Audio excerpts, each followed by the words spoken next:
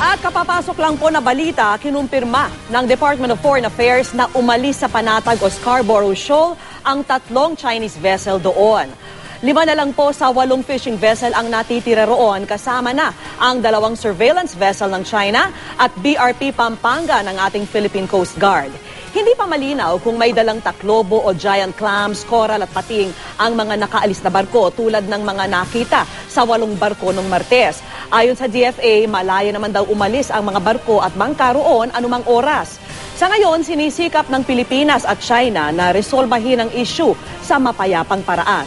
At nakatutok si Sherry Antore.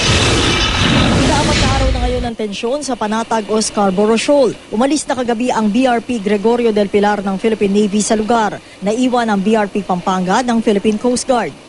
Sa panig ng China, umalis na ang isang barko nila na malapit sa bukana ng shoal at nananatili ang 2 pa. Patuloy ang mga pulong ni DFA Secretary Alberto del Rosario at Chinese Ambassador Ma Keqing.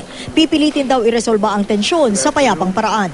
We were able to succeed in moving forward by a few steps, but there are other matters that remain outstanding. There are areas where we move forward, and there are also areas that remain a challenge which still have to be dealt with. Di ko mambibig ng DFA Secretary kung ano-ano ang pinag-uusapan nila ni Ambassador Ma. Ni ayaw nito sumagot kung ang mga nakitang endangered species sa mga barko ng mga Chino ay kukumpiskahin at kung ang mga Chinese fishermen ay sasampahan ng kaso dahil sa paglabag sa ating maritime law. Sabi ng China, napadpad sila sa Panatag o Scarborough Shoal dahil sa sama ng panahon. Ang mga Chinese fishermen nga raw ang hinaras ng mga Pilipinong sundalo. Pero nilinaw ng DFA ang mga Chino ang may dapat ipaliwanag.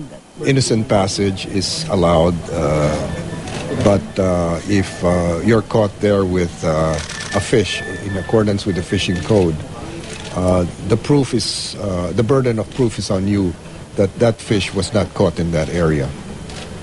It's not us who has to prove it, it's the fisherman who has to prove it. Ang malinaw sabi ng DFA, ang Panatag o Scarborough Shoal ay integral part ng Pilipinas. Nasa loob din ito ng 200 Nautical Mile Exclusive Economic Zone o EZZ na itinakda ng United Nations Convention of the Law of the Sea o UNCLOS. Gate naman ng China, bahagi ng pag-aari nila ang Scarborough Shoal tulad na inaangkin nilang Spratly Islands mula noong unang panahon pa raw.